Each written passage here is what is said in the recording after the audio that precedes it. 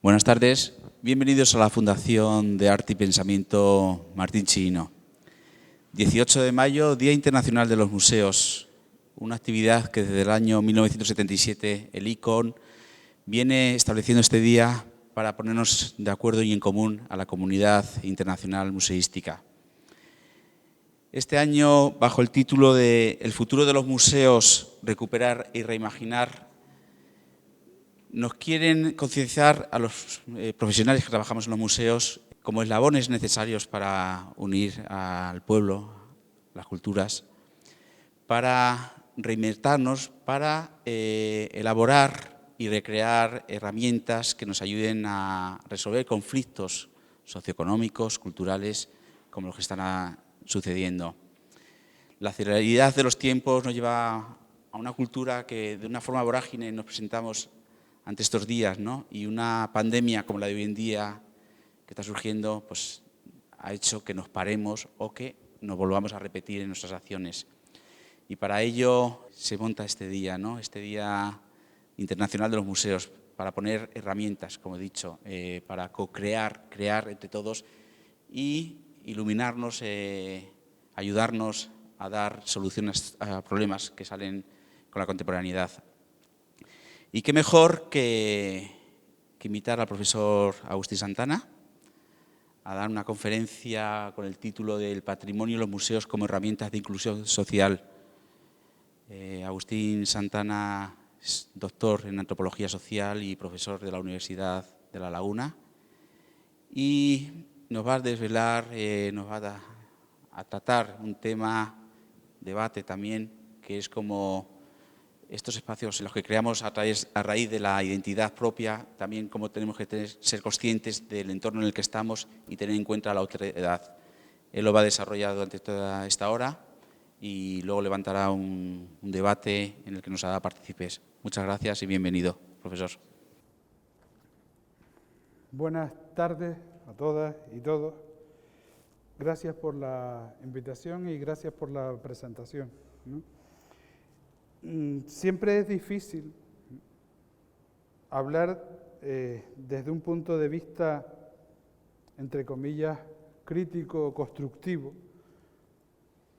con compañeros y compañeras que son técnicos especialistas en cualquier materia, ¿no? Y en este caso los museos.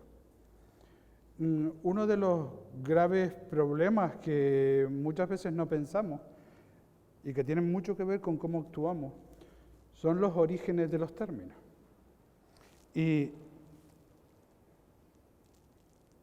casi siempre los orígenes son más, si quieren, fisiológicos y culturales, ¿no?, que por malas intenciones o por intenciones de mudadas, ¿no?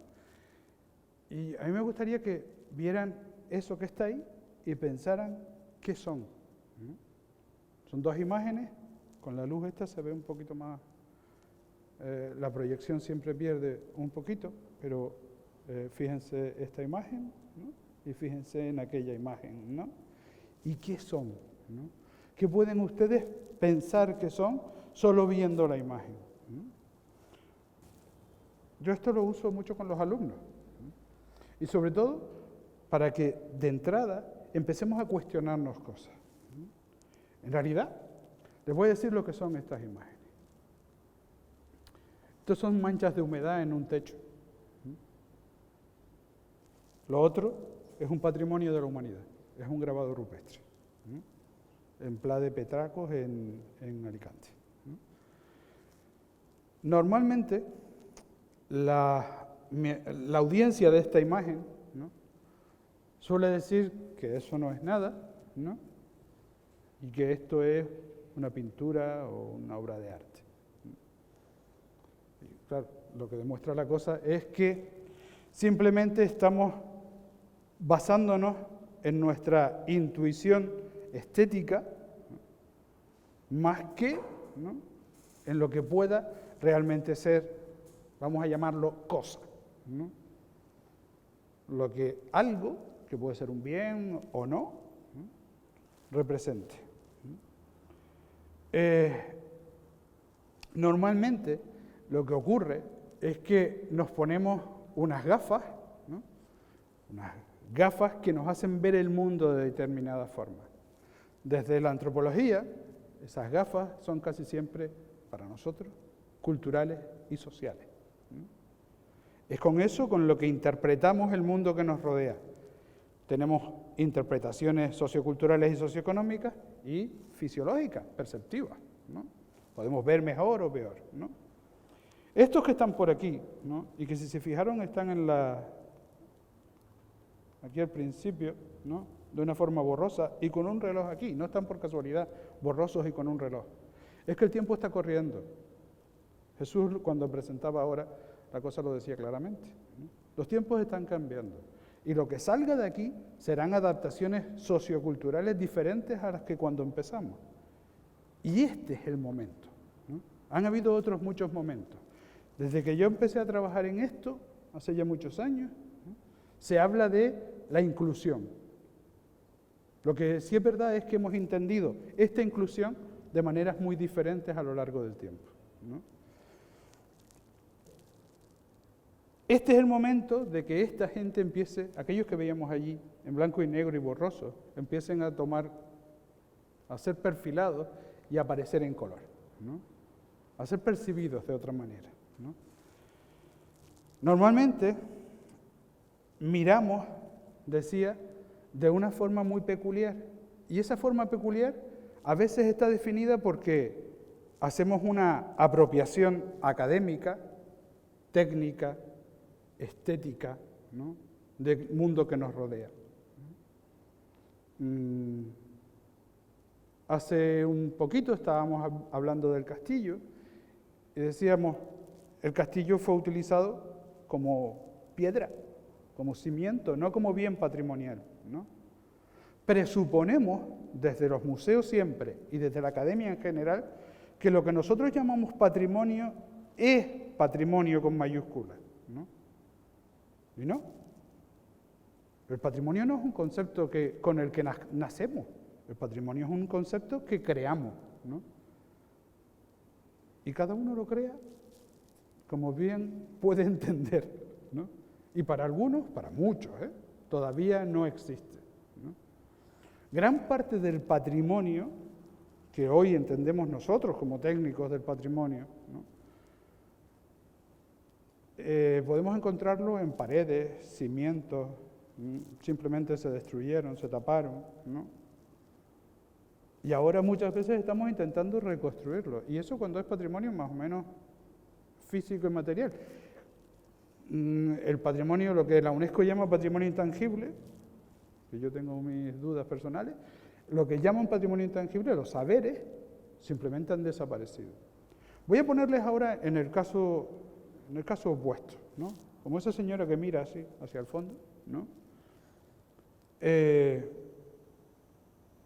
Si eso fuera el Museo de la Humanidad, ¿no?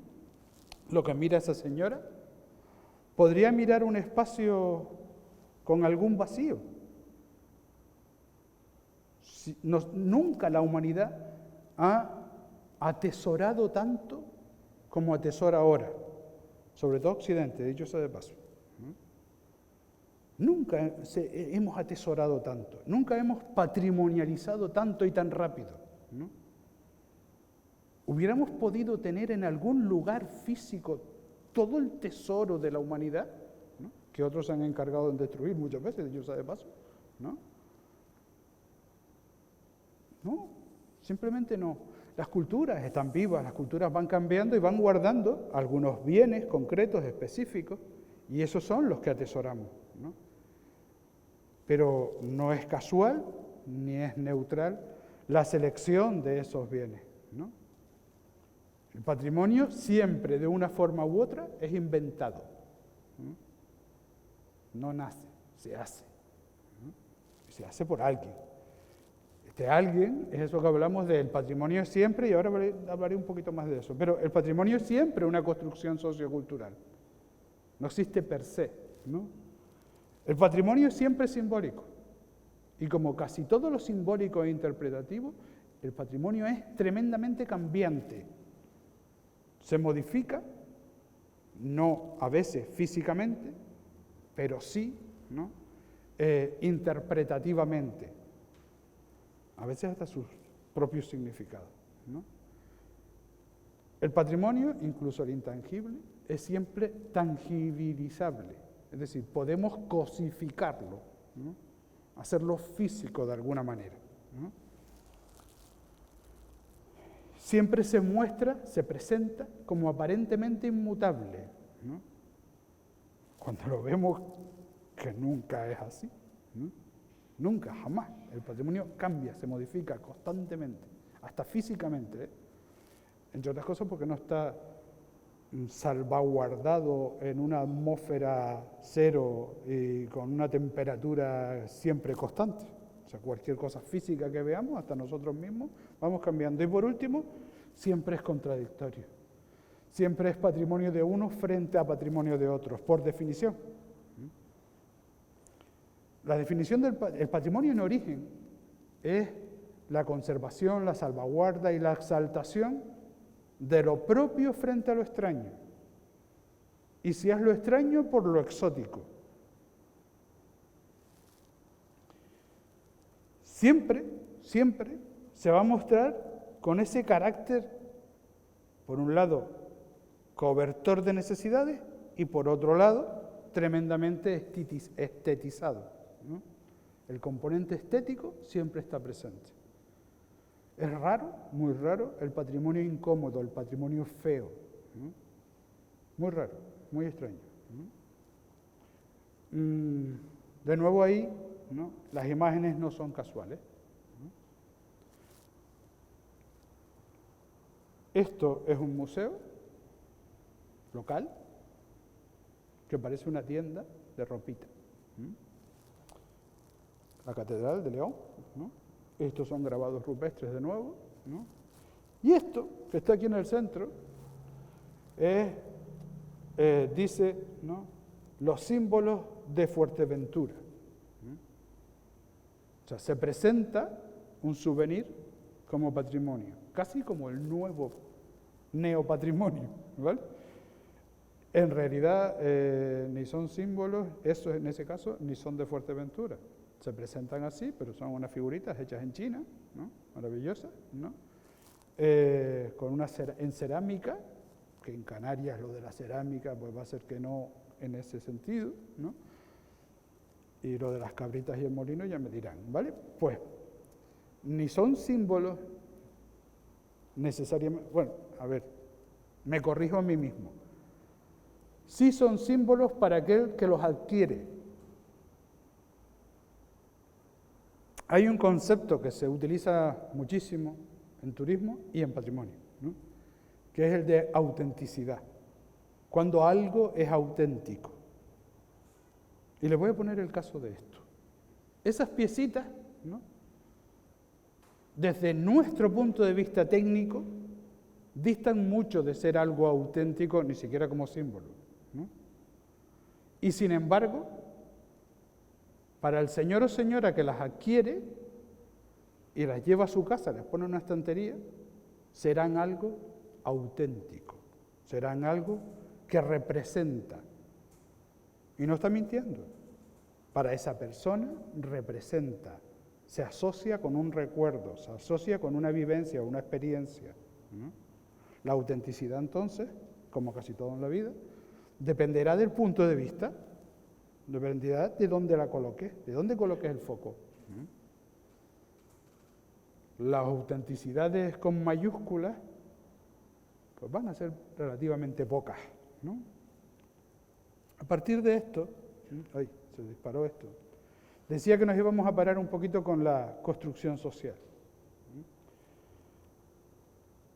Tendríamos que preguntarnos si estas construcciones sociales para convertir la cosa en un bien patrimonial están determinadas cómo y de qué forma y por quién. Hay un texto muy bonito que se llama Patrimonio de quién. Las cosas son patrimonios para quién. Y eso hace muchos años estaba claro porque eran 4, pero con esto de la inclusión, pues a lo mejor nos plantea muchas dudas, ¿eh? Segundo, ¿quiénes son los impulsores de que algo sea patrimonio?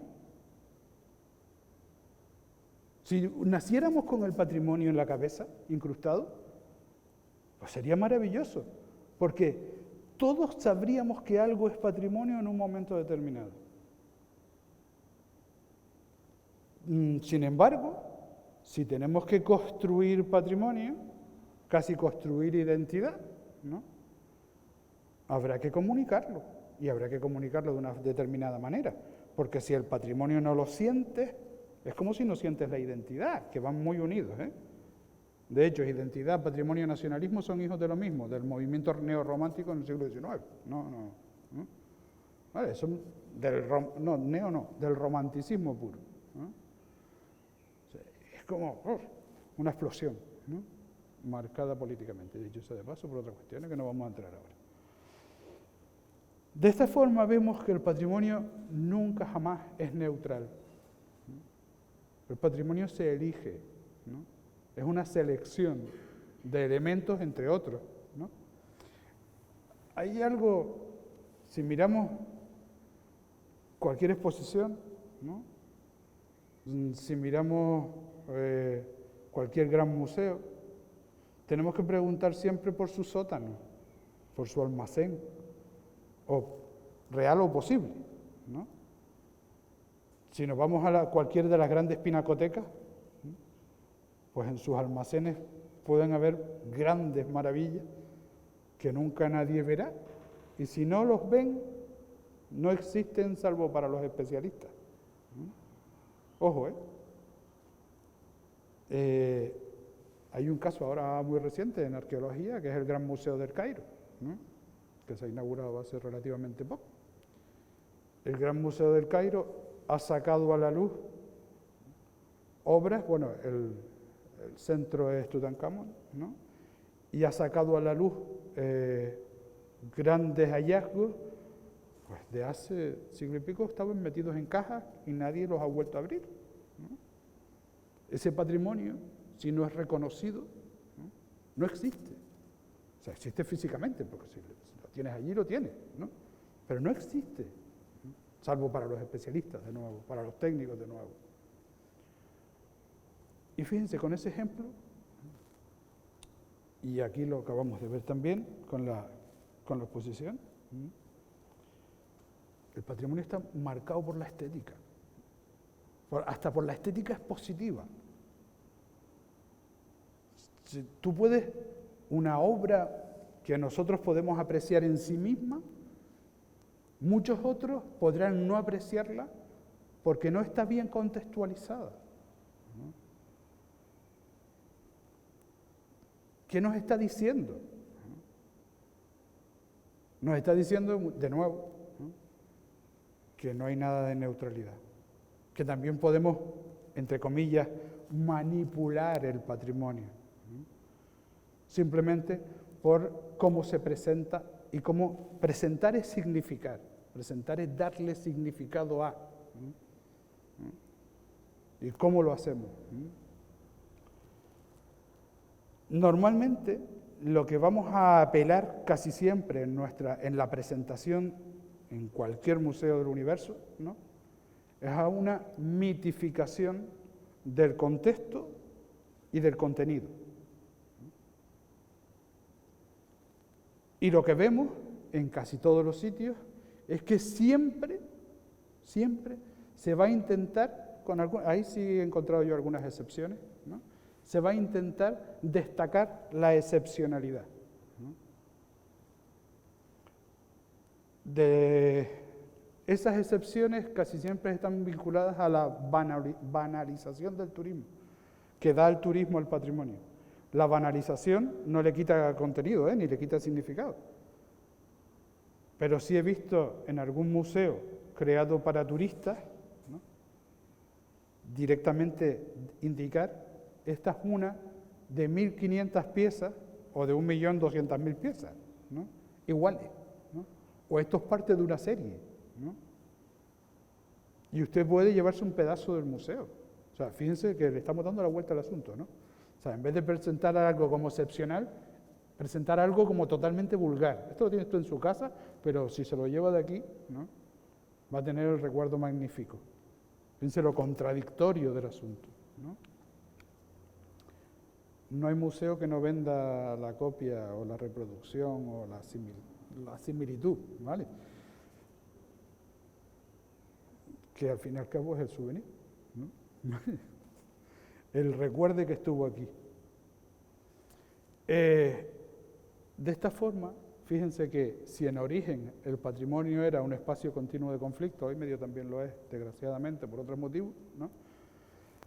Es una frontera que marca diferencias. El patrimonio te identificaba e identificaba los tuyos, era ese fuerte de la identidad, ¿no? Pasado el tiempo, lo que ha llegado a ser es a una tarjeta de visita, ¿no?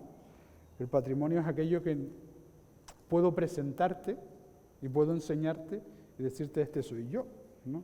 O este somos, más bien, más que yo, estos somos nosotros, ¿no? Y te presento un territorio a través del patrimonio.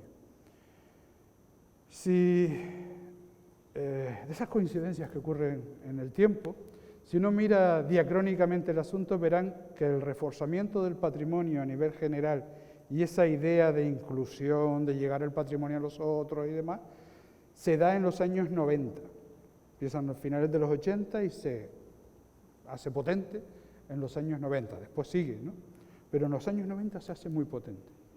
Casualmente, en los años 90, hay una recuperación del sistema turístico de toda la idea del turismo patrimonial, cultural, y se pone de moda lo del turismo cultural. Y tiene poco que ver también con la sostenibilidad, la idea de sostenibilidad, el informe Brundtland, ¿no?, todo aquello de la cumbre de Río y demás, ¿no? Se dan casualidades en el mundo, ¿no? Y entonces se hace un producto en sí mismo y se empieza a vender el patrimonio como producto en sí mismo, ¿no? Mientras que en Occidente esto es algo que, bueno, es casi un desarrollo natural, ¿no? Fuera de Occidente no lo es tanto, ¿no? Y tiene muchas consecuencias y muchos problemas. Hubo que convencer a otros que su patrimonio, aquello que salvaguardaban y atesoraban como elemento de la identidad, no era solo elemento de la identidad, sino que era su tarjeta de visita ante otros, ¿no? Ojo, que ahí entran, por ejemplo, las, entre comillas, desamortizaciones de los museos, ¿no?, en el caso norteamericano, con la devolución a los pueblos de muchas piezas que estaban expuestas, ¿no? Eso ocurre en ese periodo, ¿no? Y el cambio de uso de muchas iglesias que fueron mezquitas, mezquitas que fueron iglesias y todo lo demás, ¿no? Ahí arranca, ¿no? O todavía sigue hoy, ¿no? Además de eso, se empiezan a dar otros contextos socioeconómicos. Hay unos contextos de bonanza socioeconómica, ¿no?, sobre todo en Occidente, especialmente en Occidente, y en algunos clubes de producto, como son la UNESCO y la Organización Mundial del Turismo, ¿no? Son los dos grandes clubes de producto internacionales, y se empieza a dar una mirada específica, ¿no?, de los patrimonios, de los territorios, y dentro de los territorios los patrimonios naturales y culturales, ¿no? Empiezan a, justo en el momento de la Cumbre de Río, principios de los 90 más o menos, caen en la cuenta de que la desaparición de pueblos y de lenguas y de saberes y de culturas estaba acelerándose, así como se aceleraba la globalización, y empieza a darse una mirada diferente, ya es una mirada de pérdida. Y eso es lo que lanza al universo lo del patrimonio intangible. Porque de pronto se dan cuenta de que así como se podía perder lo físico, lo intangible se estaba perdiendo muchísimo más rápido. Si lo pasamos a algo más físico, las especies de insectos desaparecen a una velocidad mucho más rápida que las especies de mamíferos. Y eso caló la idea en el mismo momento. O sea, fíjense que es de pronto lo que encuentra con lo que se tropieza a la humanidad es con el sentimiento de pérdida cultural, ¿no? Y eso favorece, curiosamente, la idea de la remuseificación de casi todo, ¿no? A través de todas las formas, ¿eh? ¿Qué variables interesaban y siguen interesando, ¿no? Pero qué variables interesaban a principios de los 2000 cuando se hablaba de inclusión? Pues básicamente se hablaba de poner el museo en contexto, ¿no? Y ese museo en contexto, ¿qué miraba? Pues territorio, poblaciones, culturas. Miren que están en plural, ¿no? Menos el territorio, que es uno, ¿no? Lo que de pronto empezamos a ver que un territorio no es homogéneo, ¿no? No representamos un territorio por 4, ¿no?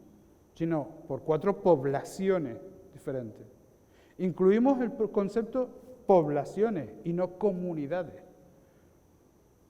Y esto no es casual. La población es un grupo abierto, ¿no? Que permea de otros, ¿no? La comunidad es un grupo cerrado, ¿no? No vivimos en comunidad, vivimos en poblaciones. Ni las comunidades de vecinos, con esto de vivienda vacacional, ni las comunidades de vecinos son fijas, ¿no? Bueno, pues dentro de todo esto se cruzaban las representaciones, ¿no? Y eran estas, lo que se hacía era darle la vuelta, ¿no? Y ver cómo las representaciones podían llegar a permear las poblaciones, es decir, cómo había una retroalimentación de arriba abajo y de abajo arriba, ¿no? Esto fue solo teoría, ¿no? Aquí se empezó a hablar de ecomuseos, de museos de comunidad en vez de museos de población, ¿no? Que venían, bueno, sobre todo en los movimientos más del norte y tal, ¿no? Bueno, se hicieron muchas andanzas y muchas cosas que, bueno, algunas han seguido y otras no, ¿no? En esta isla tenemos alguna que ha seguido, como el Ecomuseo de la Aldea, que es del 87, más o menos. Y vemos cómo, de nuevo, lo que se hacía en ese momento, y se sigue haciendo ahora, es conjugar los tiempos históricos a placer, ¿no? Y las selecciones patrimoniales. Cada elemento de esto, ¿no? Junto con una, entre comillas, selección a priori, ¿no? A priori, del tipo de público objetivo. Esto me iba a marcar todo lo que venía después.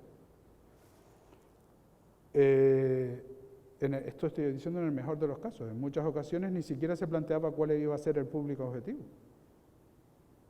sino que lo que se estaba dando era, en realidad, una apropiación de unas simbolizaciones determinadas, y esas eran las que se presentaban, o se presentan, ¿no? Sin mirar para más nadie. O sea, porque, de nuevo, antes no hice mención, lo que hay una parte importante de esencialización de la cultura. Y algo tiene valor per se, ¿no? En realidad tiene valor porque un grupo de personas le dan ese valor. Y esas personas son, generalmente, de, digamos, un corte académico, científico y socioeconómico determinado. Para otras, ¿no? Socioeconómicamente destacadas, ¿no? El valor del bien patrimonial no tiene nada que ver con el valor que le puede dar el académico o científico. Y hay un valor de prestigio por posesión o un valor netamente económico, como inversión. Fíjense que estamos hablando del mismo bien. Uno, que podemos ser nosotros, les damos una significación y le concedemos un valor. La cosa en sí mismo, su valor, no lo tiene, salvo que físicamente tenga una apreciación. Si viniera un marciano, le daba lo mismo. El valor se le concede, ¿no? Y lo más curioso es que para otros el valor es solo su valor de cambio, ¿no? De cambio sociocultural, prestigio, ¿no? O de cambio económico, lo compro, lo guardo para revenderlo, ¿no? Y ahí es donde entramos aquí.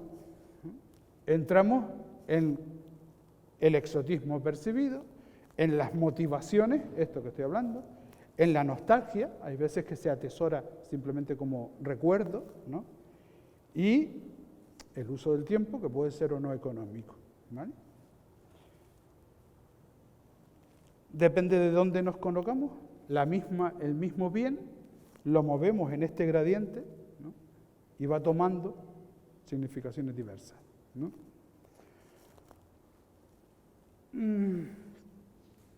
Casi siempre, cuando entramos en este berenjenal, empezamos a ver cómo se toman, que fue una cosa que nos planteamos hace tiempo, cómo se toman las decisiones en torno al patrimonio.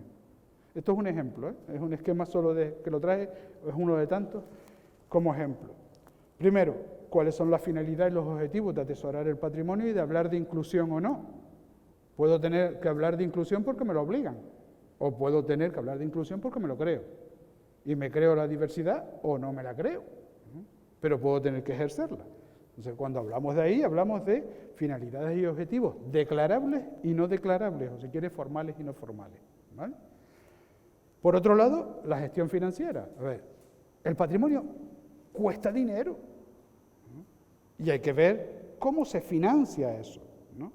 Se puede ser por financiación pública, puede ser concertada, mixta, o puede ser privada, ¿no?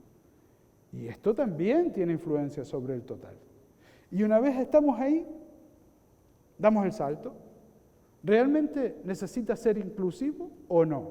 Esto es una cosa no planteada para un museo específico, o si quieren, debe desarrollarse y analizarse en cada museo. Y no estoy hablando en vacío. Algo parecido se ha aplicado en unos cuantos museos. Y en museos pequeñitos, en museos locales, muchas veces se llega a la conclusión de que mejor es cerrarlo, no hablar de inclusión. Y otras veces, mejor es invertir en él, aunque sea un poquito, para mantenerlo, porque tiene una significación social importante y la inclusión ya se da per se, ¿no? Porque es propio, ¿no? Si es el caso de que no, ya saben, ¿no? Tomamos la puerta y cerramos. Pero si es el caso de que sí, tenemos que empezar a ver cómo se autofinancia o se financia eso que tenemos, ¿no? Y vamos dando pasos, ¿no? Con estos pasos, al final, lo que vemos es, de nuevo, llegamos a los públicos, entre otras cosas. Siempre tenemos que estar hablando de públicos. No hacemos, bueno, a veces sí, pero en general no haces un museo no inclusivo y solo para mí, que sea museo, abierto, ¿no? Otra cosa es una colección, ¿no? Pero el museo nunca, o casi nunca, ¿no? Y entonces tenemos que plantearnos la posibilidad de marketing. Normalmente cuando planteas esto, muchas veces, digamos que hay reacciones en la sala, ¿no? Cuando les dices, es que a usted le falta marketing, ¿no? Y tiene que hablar de especialistas de marketing, ¿no? Y muchas veces alguien recae en esto que pone aquí, que dice renuncias. Cuando hablamos de esto y de esto, hablamos de esto. ¿A qué está usted dispuesto a renunciar, ¿no? Para conseguir la inclusión? ¿Hasta dónde puedes llegar, ¿no? A renunciar a veces a no a la pieza, sino a la significación que quieres presentar, ¿no? Si quieres llegar a un público mayor, ¿no? ¿Hasta dónde quieres llegar en la reselección para simplificar, ¿no? La presentación de los bienes o del patrimonio para conseguir este objetivo, ¿no? ¿Hasta dónde lo que tienes puede atraer a alguien? Porque a lo mejor es lo que te va a plantear el de marketing, que a lo mejor tienes que cambiar, ¿no? Bueno, pues, y así hasta cómo mejorar tu tiempo, el tiempo de presentación para que otros te conozcan, ¿no? A lo que nos lleva esto es a repensar, muchas veces no es repensar lo que tenemos, el contenido, sino la presentación de lo que tenemos, ¿no? en el sentido de cuáles son las necesidades a partir de las necesidades de los otros, no las tuyas, ¿no? Sino cuáles son sus necesidades, cómo puedo conectar con sus emociones, cómo puedo provocar sentimientos y cómo puedo fijar recuerdos, ¿no? No es fácil, ¿eh? No es nada fácil trabajar sobre esto. Porque, entre otras cosas, recuerden una transparencia atrás, o una presentación atrás, que en el centro del circulito había una cosa que decía territorio. O sea, es como el punto de partida. Conoce el sitio, conoce el lugar, conoce el territorio y a la gente que lo puebla, ¿no? Y no sea, tu museo no puede ser un quiste en un territorio. Y me da igual que sea un museo arqueológico, una pinacoteca o una colección bien ordenada, ¿no? Tengo un museo en la cabeza que es una colección mal ordenada que tiene una cantidad de visitas terrible, porque está bien vendida, ¿no? Tengo otro sitio patrimonial en la cabeza que no me gusta nombrarlo, ¿no? Porque se pueden ofender, que es una mentira absoluta montada sobre unos bienes reales, etnográficos reales, ¿no? Pero toda la historia, toda la interpretación que se hace de los bienes es falsa, por lo menos histórica y antropológicamente falsa, demostrable. Bueno, demostrable no, demostrada. Pero venden como producto una maravilla y han convencido a media humanidad, ¿no? O sea, si esa misma técnica de marketing, jugando con esto, somos capaces de aplicarla, pero bien, con un contenido que esté detrás, que sea fuerte, ¿no? Basado en buen conocimiento, ¿no? Y nuestra intención no es solo el lucro, evidentemente, ¿no? Pues tal vez, ¿no? Es aprender de lo que otros hacen, ¿no?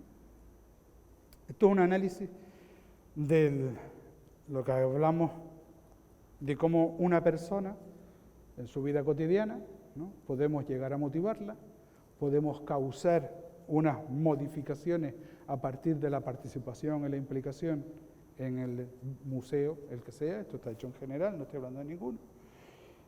¿Qué tenemos que causar cuando se hace la visita, ¿no? Y cómo a partir de esa visita podemos generar, ¿no?, unas modificaciones con respecto a su cotidianidad. ¿Se consigue esto en una visita? No. Se consigue en un trabajo, en un territorio, ¿no? Y se consigue a veces conectando de 1000 formas. Nosotros hemos hecho algún trabajo con niños y mayores, que es lo más típico del mundo, y se nos ocurrió trabajar con la gastronomía, ¿no?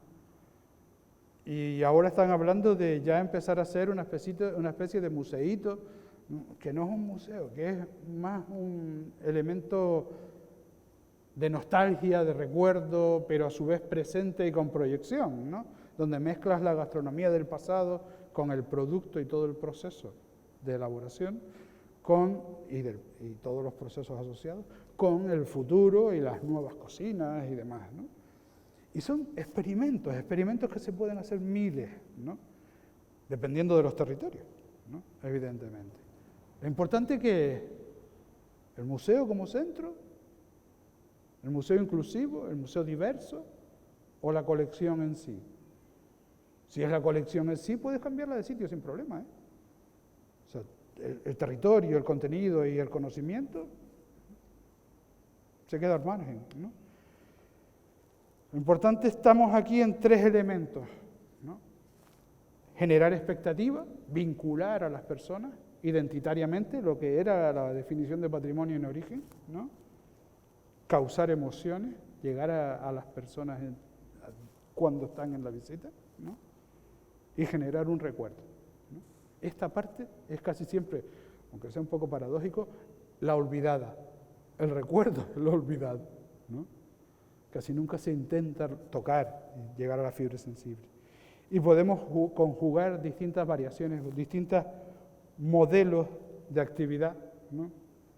Dependiendo de los momentos y las personas, ¿no? No voy a detenerme. Solo puse esto para a partir del conocimiento de ese territorio que estábamos hablando, de las poblaciones con las que vamos a trabajar, a partir de, si quieren, nuestros públicos objetivos, ¿no? Y vinculado con ellos, tomemos decisiones. No tomemos las decisiones en el vacío, no tomemos las decisiones sintiéndonos un poco, entre comillas y sin comillas también, superiores a los que nos rodean. Tenemos un conocimiento diferente a los que nos rodean, ¿no? Es fácil creernos la inclusión o la diversidad cuando estamos hablando de un ascensor, ¿no? Y la diversidad funcional, ¿no? Es muy difícil hablar de diversidad cuando estamos viendo que no todo el mundo es tecnológicamente competente. No todo el mundo tiene las mismas competencias y habilidades socioculturales. No las tienen. Es que el mundo es así, que no es...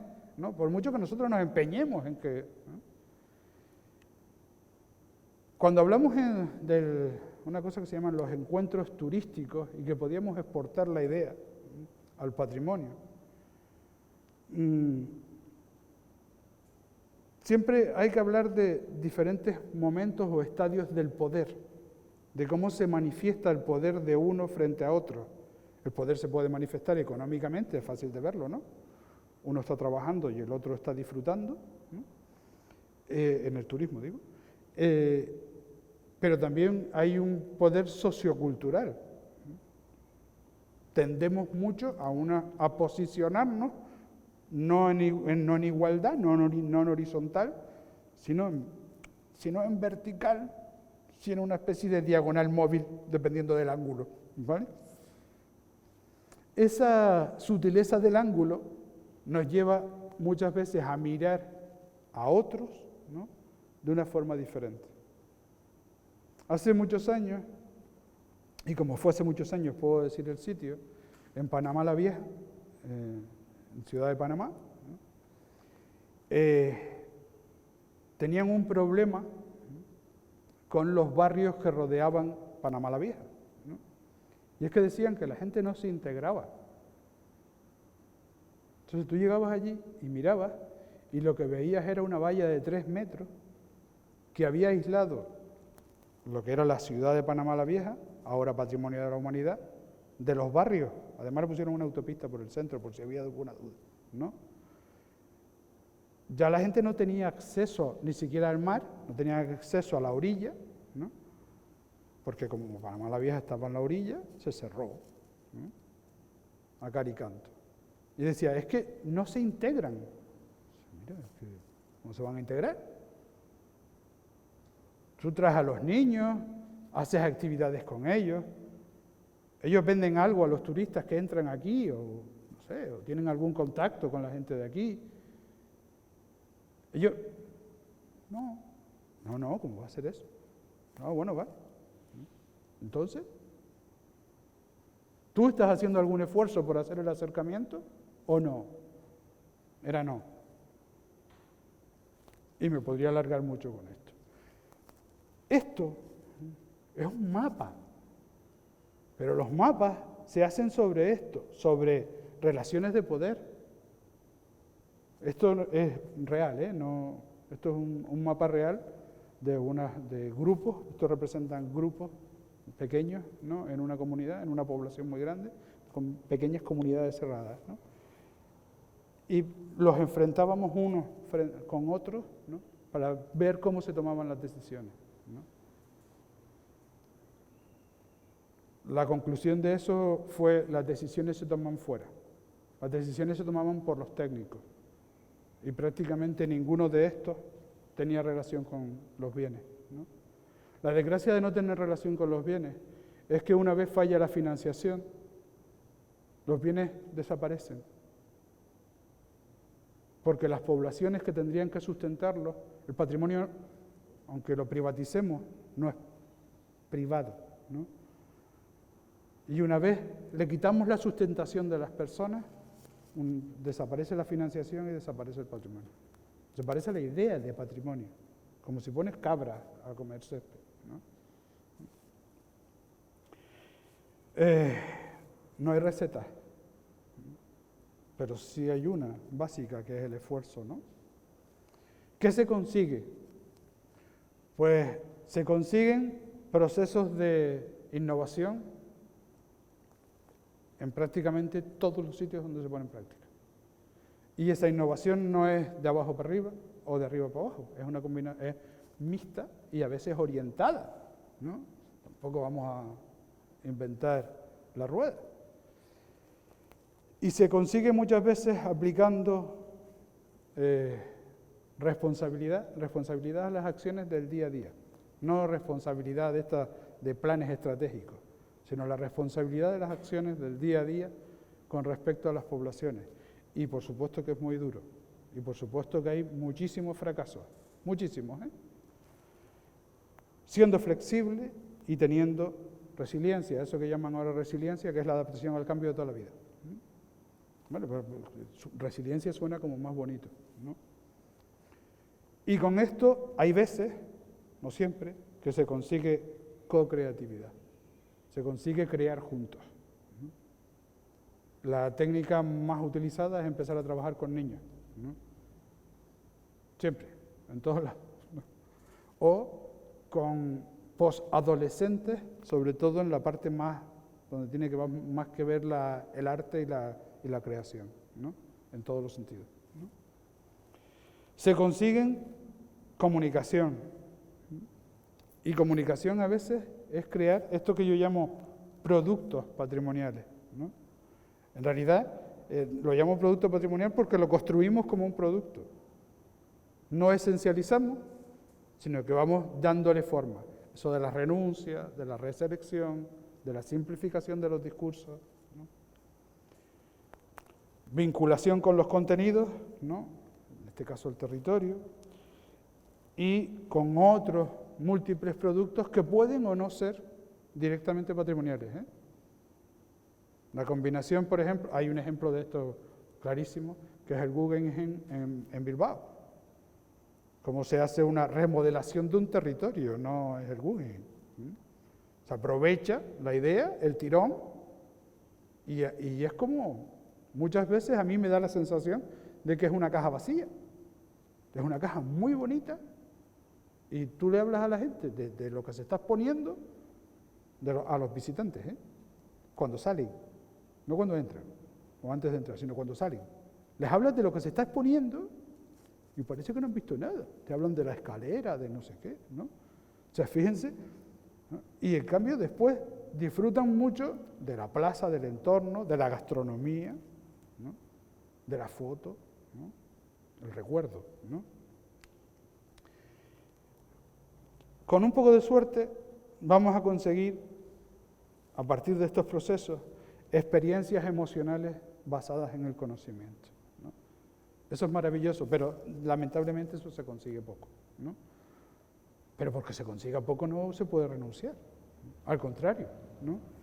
Ese es el fin último, si quieren, de la inclusión, ¿no? Y de la inclusión social y de la pervivencia de los propios museos. De nuevo, y ahora en grande, tenemos a las poblaciones en toda su diversidad, en todo su color, en toda su preciosa contradicción, ¿no? Y manifiesta, acompañándonos en el camino de los museos y del patrimonio, que es mucho más que los museos. Muchas gracias.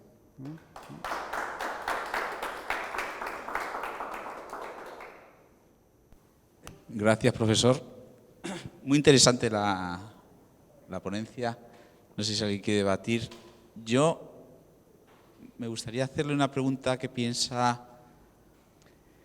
Últimamente, en esta apertura a la sociedad, los museos se convierten en shows, ¿no? Muchas veces el éxito de una exposición no es la tesis, es los visitantes.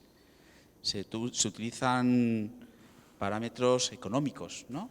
Está claro que el museo se sirve de ello para autofinanciarse. Evidentemente se han recortado las ayudas y es una forma, ¿no?, de conseguir esa financiación, ese sponsor. Pero se pierde la esencia, como usted decía antes, de una caja bonita, o realmente ves a la gente como masas por las exposiciones qué opina de este fenómeno nuevo en esa apertura, ¿no? De todo vale, todo... No lo sé, yo recuerdo de pequeño pues ir a los museos y realmente no es que fuesen los entendidos ni los que les gustaba, pero era otra forma de ver, y ahora es esas colas, esas... Yo regento una institución museística y sé lo que es la autofinanciación, y me encantaría tener esto pues como el Corte Inglés, todos los días lleno, porque evidentemente me ayudaría a financiar proyectos, pero yo intento ser purista con lo que enseño, ¿no? al público, pero es cierto que hay una cierta contradicción, ¿no? Entre todos, todo vale. Ahí es donde está, ¿no? Ahí es donde está la clave, ¿no? La piedrita angular, en si todo vale. Son decisiones que en cada caso hay que tomar, ¿no? Y hay que tomarlas seriamente. ¿Podemos estar banalizando y haciendo un show del museo? Siempre, no. ¿Podemos darle cabida a la banalización y al show en un momento determinado? Sí. Tú decías, cuando era pequeño yo iba a los museos y eran lugares sagrados. O sea, entrábamos en un museo y hablábamos bajito, susurrábamos, ¿no? Y ahora muchas veces animamos a los niños, ¿no?, a que se expresen. Aquello de la sala del toca-toca, ¿no? Toca lo que quieras, coge lo que quieras, ¿no? Las cosas, evidentemente, todo lo que hay allí son reproducciones y demás, ¿no?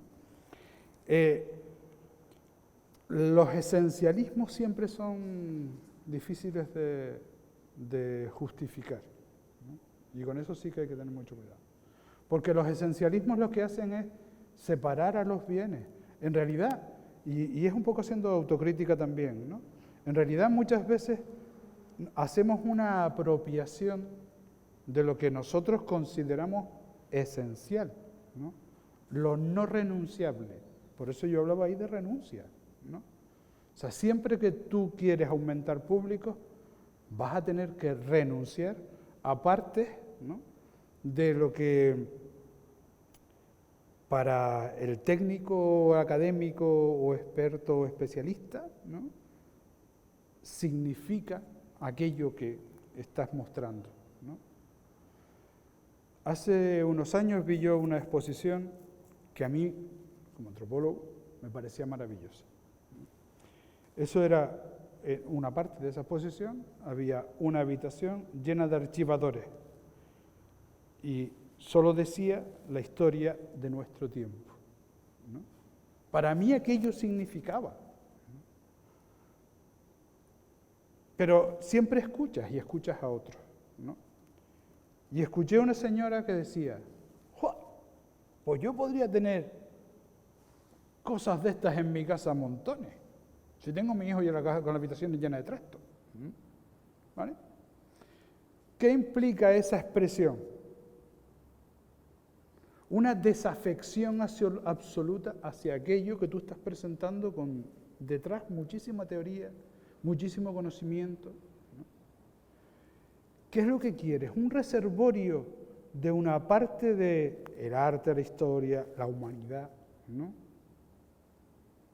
¿solo para 4? ¿O quieres que los otros lleguen? A lo mejor lo que tenemos es que cambiar el discurso para comunicarlo. No dejar de comunicarlo. No cerrarlo, sino cambiar el discurso. Y si, digo yo, por ejemplo, cogemos una obra, una copia de la obra de Martín Chirino y ponemos a los chiquillos a hacerla, o a las señoras o a los señores, ¿no? Y si cogemos una copia, cualquiera de la escultura, y nos vamos arriba al campamento militar y vemos cómo se puede reproducir y no sé qué con la gente allí, hacemos una fiesta, ¿no? Yo qué sé, estoy pensando en voz alta. Podemos hacer 1000 cosas para poder presentarlo a otros, ¿no? Y para que, sin renunciar a esa esencia, ¿no?, podamos presentarla de otra manera. Hay veces, en muchas ocasiones, que tenemos, como decía al principio, que banalizar, ¿no? no todo el mundo tiene a veces sensibilidad para apreciar pues, un espacio, una obra o un vacío, ¿no? O un silencio, ¿no? Sobre todo con el patrimonio sonoro se ve mucho, ¿no? Se me vino a la cabeza un ejemplo de banalización de patrimonio sonoro. El silbo gomero es patrimonio de la humanidad, ¿no? En un momento, eso de que estaba hablando con otra gente y paseando en la Gomera, ¿no? Y cuando miro así veo una carátula de CD, ¿no? Que decía, silbo gomero en alemán, ¿vale? Digo, no puede ser, por favor, ¿esto qué es? ¿No? Vale, se está banalizando el patrimonio, pero el alemán que lo compre, el alemán o el chino mandarín, porque me da igual, ¿no? No creo que el silbo suene distinto en un idioma que en otro, ¿no? La persona que compre aquello va a estar conociendo un idioma muy especial como es el del silbo, ¿no? Y es un idioma en sí mismo, ¿no? A veces hay que banalizar para llegar. Tenemos que saber hasta dónde, ¿no? Y tenemos, sobre todo, comunicar, ¿no? El odioso marketing, pero maravilloso. Sí, sí. Creo que lo que se puede banalizar es la comunicación. Comunicación.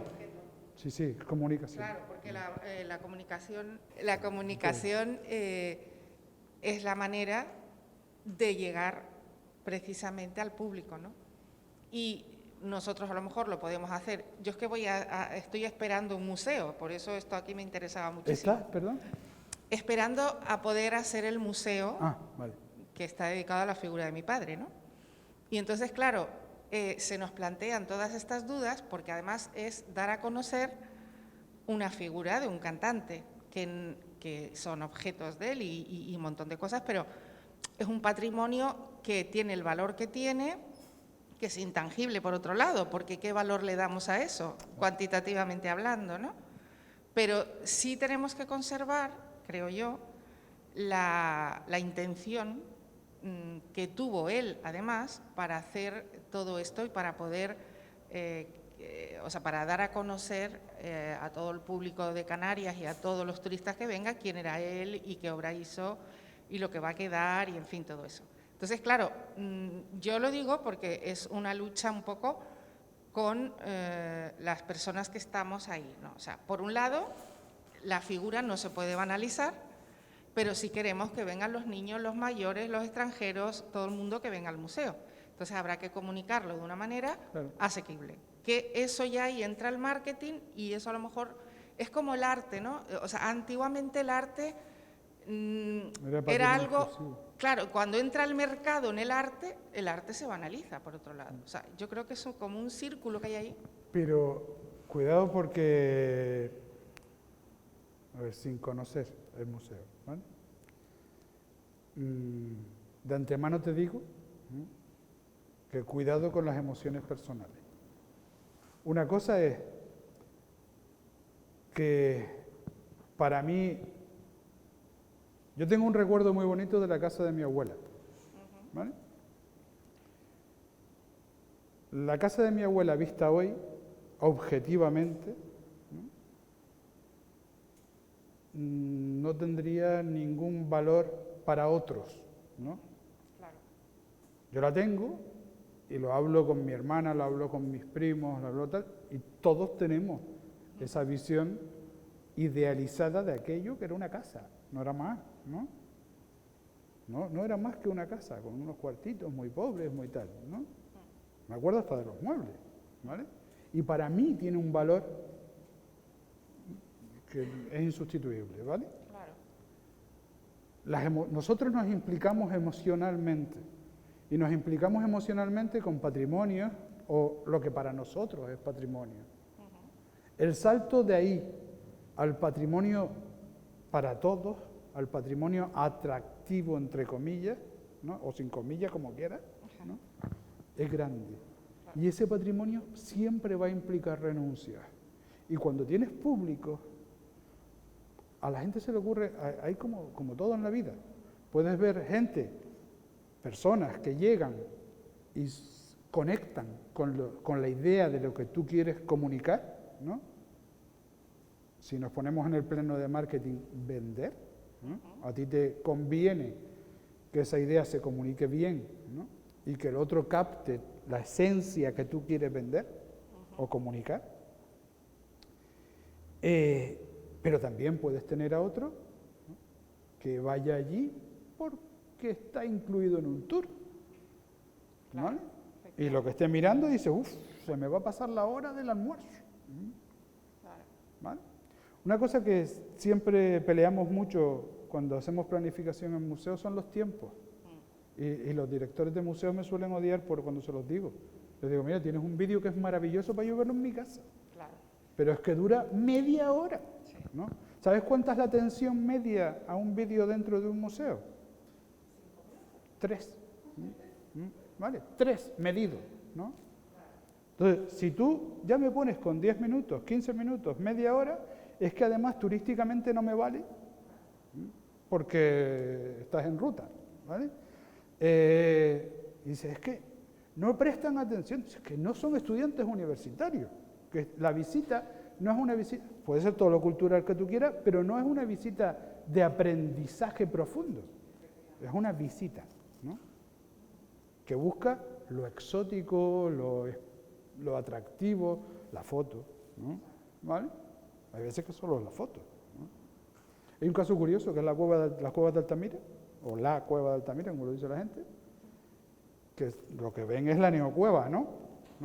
A la otra tienen acceso 4, y la gente va, se sube allí a las escaleras a hacerse la foto delante de la puerta, cerrada, ¿no? Ya dice, bueno, pero es que... Esa es una tendencia más moderna, porque con el tema del selfie, ya da lo mismo, o sea, yo es lo que veo, ¿no? Y es verdad, y estoy de acuerdo totalmente en lo que me estás comentando, porque sinceramente, bueno, yo suelo ir bastante a los museos, entonces tú ves lo que te interesa, dentro de todo lo que hay, tú ves lo que te interesa. Tú miras. No. Se me olvida. Sí. Entonces, es verdad que tú vas bastante rápido y a lo mejor te paras lo que más te puede interesar. Y yo, que he asistido a muchas exposiciones de arte, cuando ponen vídeos, no te puedes quedar. Eso ya lo tengo comprobado y tienes toda la razón. Entonces, sí es verdad que ahí hay que tener un poco eso, ¿no? Pero yo me refería más a lo que es la esencia de un museo. La esencia va a ser solo para ti o para los técnicos, y para 4.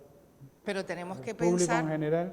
Pero tenemos que pensar en transmitir algo. Mira, la Casa Museo Antonio Padrón, que yo he disfrutado mucho con él.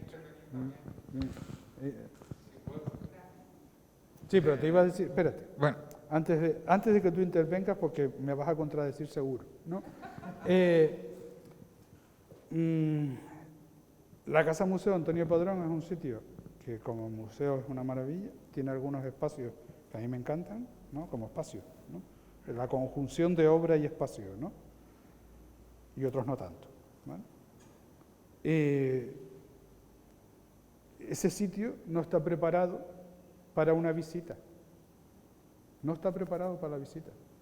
El sitio tiene demasiado, sin ser un edificio histórico, sino una casa, ¿no?, tiene demasiados recovecos para hacer una visita, ¿no?, continuada, que no tenga ruptura, ¿no?, para tú presentar un discurso sin ruptura, ¿no? O sea, puedes hacer una visita a través de la obra, pero no a través de la casa, ¿no? La casa no está, ¿no? por eso ¿vale? es la casa. Claro. Bueno, gracias por la conferencia, Agustín, y felicidades a la Fundación por esta iniciativa y más en este Día de los Museos. Y me gustaría que se siguieran haciendo actividades en este sentido. Yo y Agustín nos conocemos, por eso no nos podemos hablar de esta forma. Y bueno, yo le quería hacer una pregunta. Bueno, él me estaba hablando de la Casa Museo Antonio Padrón. Yo he trabajado allí, he sido guía en el museo y productor cultural. Sigo siendo productor cultural, entre otras cosas y demás. Y bueno, me gusta ese recorrido que has hecho de cómo el patrimonio se puede musealizar y cómo estamos hablando de inclusión social, cómo creamos productos. Y evidentemente los museos hoy día, la gran mayoría, 90% diría yo, viven del turismo. Pero tal vez se esté dejando de lado a la comunidad local. Hay museos que dependen de la comunidad local, evidentemente, no van a vivir económicamente de ello, y el resto, que es la gran mayoría, va a vivir del turismo. Pero ¿sería posible de alguna manera buscar un equilibrio en que esté el museo dentro del sistema turístico en el cual se incluya a la comunidad local y ambos salgan beneficiados? Esa es la primera pregunta. Y la segunda... Espérate, te respondo esa primero. Los museos no viven del turismo salvo los grandes museos. Y ni siquiera, ¿eh? Los museos es una utopía, es aquello de oímos algo tanto que nos lo creemos. Si cogemos números en las manos, los museos no viven del turismo. O sea, son muy pocos espacios patrimoniales. Sí, fíjate, cuando hablamos de patrimonio, de grandes patrimonios, ¿no? La Alhambra vive del turismo, ¿vale? Y el Prado no, por eso te digo, y las grandes pinacotecas, ¿no? Pero quitando de ahí, bueno, en Cataluña también, ¿no? Hay un par de obras muy grandes que entre comillas viven del turismo. Digo entre comillas, porque habría que ver el input-output, es decir, el dinero que entra de patrimonio público o privado, ¿no? Y el dinero recaudado, digamos, por taquilla, ¿no? O derechos de imagen o similar, ¿vale? En general tú empiezas a hacer y son solo los grandes los que viven del turismo, ¿vale? Entonces, a partir de ahí empezamos a hablar de otras cosas. Hay veces que aunque el aporte económico no sea suficiente, lo que se recauda de taquilla y de derechos de imagen, lo que se recauda para mantener, no es suficiente para mantenerlo, pero el museo, las visitas, no son solo por la economía, que también, ¿no? Evidentemente. Pero imagínate tener un museo al que no va ni el gato, ¿no? Claro, llega un momento en que por muy ombliguista que seas, por mucho que te mires a ti mismo y qué bueno soy yo como productor cultural, ¿no?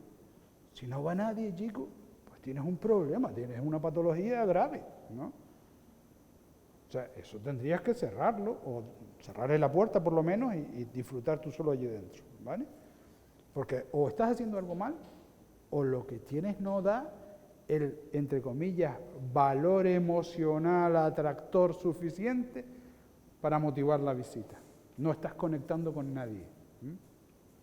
Sin embargo, aunque cobres a €1 la entrada y aquello no dé para mantener ni para pagar la luz, ¿no? Si tienes muchas visitas, aunque sean turistas, ¿no? Es un orgullo. Y el prestigio social del museo va más allá de lo económico, casi siempre, ¿no? Hay un colega catalán jubilado ya, Llorenç Prat, un antropólogo que trabajó muchos años el patrimonio y las iniciativas museísticas de pequeña escala, ¿no? Que decía que muchísimos museos, sobre todo locales, pequeños, ¿no? Locales en dimensión, no, estaban abiertos porque alguien quería que estuvieran abiertos, no porque tuvieran que estar abiertos, ¿no? Porque habían otro tipo de intereses para mantener aquello abierto, ¿vale? Y muchas veces son intereses emocionales. Pero tal vez la comunidad, sí, la comunidad local, sí, si no genera, me refiero a la comunidad de la local, puede sentir rechazo a ese patrimonio que sigue siendo suyo, pero que se ha quedado de espaldas a ellos, porque lo que se pensaba en un principio como un beneficio económico, social, de imagen y demás, se ha convertido en todo lo contrario. Y me están viniendo turistas, están aparcando delante, tengo problemas con los autobuses, tengo problemas con la gente en la calle sentada. Y al fin y al cabo, ese patrimonio dentro de los museos se puede convertir en un rechazo para la comunidad local. Por eso pensaba en ese equilibrio, si se pudiera buscar. Y la segunda pregunta, si la puedo hacer, que todavía me interesa más. Usted ha hablado de la formación de productos en el museo. Y mi pregunta va un poco en la línea, un poco si esa formación de productos a través de una inclusión social sería una ventaja generar o ofrecer un producto personalizado, porque cada uno de los visitantes tiene unas necesidades, tiene unos gustos. Yo, por ejemplo, he sido guía de museos y me venía, por ejemplo, una excursión de estudiantes de arquitectura. Pues yo adaptaba mi visita y me centraba en la arquitectura. O una asociación de cooperativas agrícolas. Pues el museo me permitía hablar de agricultura media hora tranquilamente. Sí, sí. O una señora me decía, me gusta este cuadro. Vale, pues después, cuando acabe la visita, volvemos atrás y le detallo el cuadro en 10 minutos. Entonces, yo no sé si los museos tendrían recursos y sería una ventaja competitiva para, digamos, en un mercado tan complicado, el turístico, que hay miles de productos, pues personalizar a cada uno de los visitantes. Se puede trabajar por grupos. Casi siempre se trabaja, en turismo no trabaja, bueno, siempre se da la sensación de singularización de un producto para un turista, ¿no? O esa es una máxima del one-to-one, ¿no?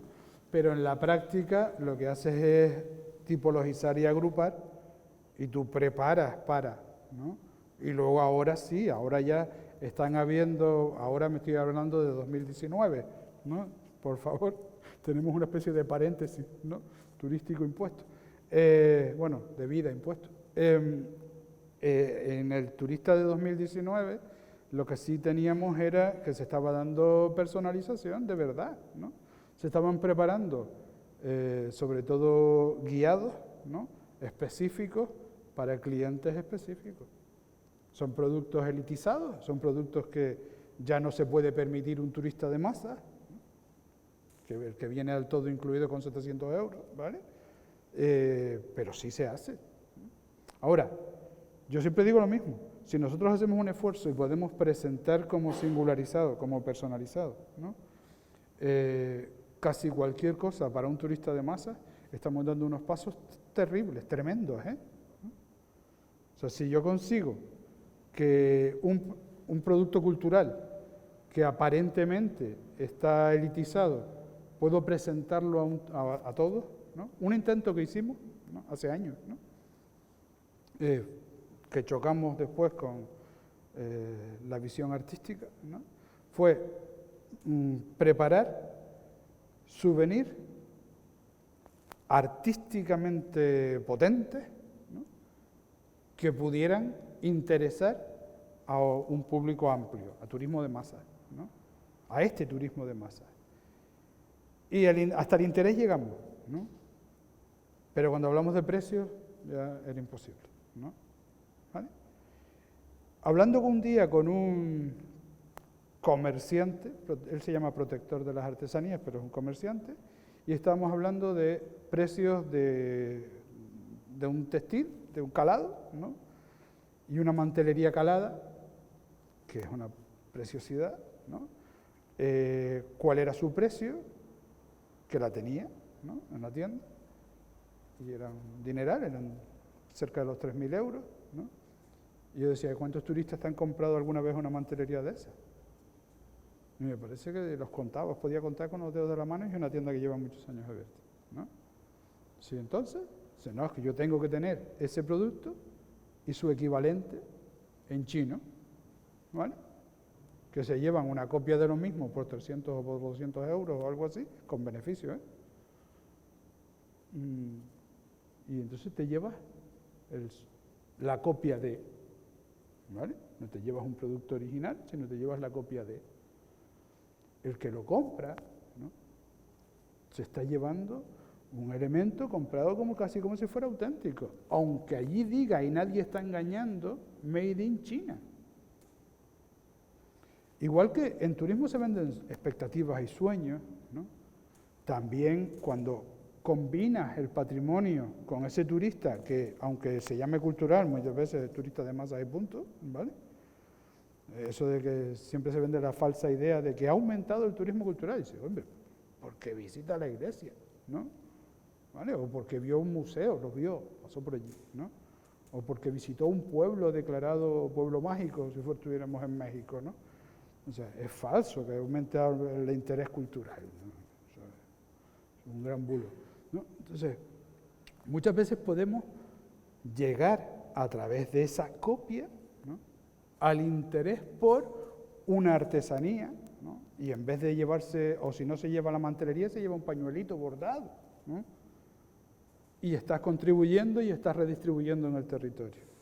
O sea, siempre tienes que estar jugando, ¿no? Si nos vamos a México, que es un país maravilloso y muy diverso, extremadamente diverso, hace muchos años, cuando no habían vallas alrededor de Chichén Itzá ni de muchos otros grandes yacimientos, me acuerdo en Teotihuacán, que habían muchísimos talleres artesanos, grabadores sobre todo de obsidiana, ¿no? En el caso de Teotihuacán, de obsidiana negra, y tú veías aquello y eran verdaderas obras de arte, ¿no?